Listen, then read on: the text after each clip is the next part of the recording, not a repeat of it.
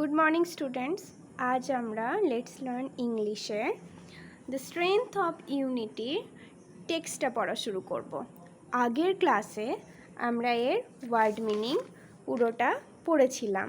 আশা করি তোমরা প্রত্যেকেই ওয়ার্ড মিনিংটা মুখস্থ করেছো। তো চলো টেক্সটটা পড়া যাক। A farmer had 3 sons.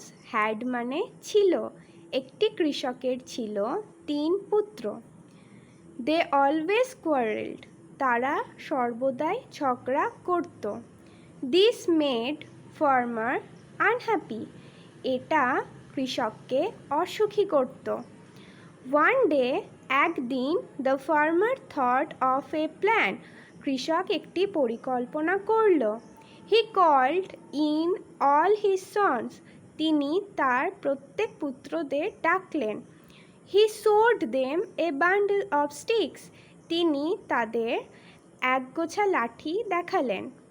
And আক্স them to break the bundle. এবং তাদের বললেন সেই গোছাটি ভাঙতে। All his sons tried. তার প্রত্যেক পুত্রই চেষ্টা করল। But no one could break it.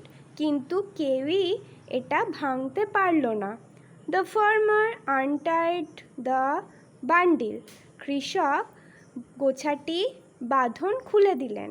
And gave 1 stick to each of them. এবং একটি করে লাঠি তাদের প্রত্যেককে দিলেন। ইচ অফ দেম মানে তাদের প্রত্যেককে। গেভ মানে দিয়েছিলেন। আনটাইট মানে তোমরা জানো বাঁধন খুলে দিলেন। ট্রাইড মানে চেষ্টা করলেন।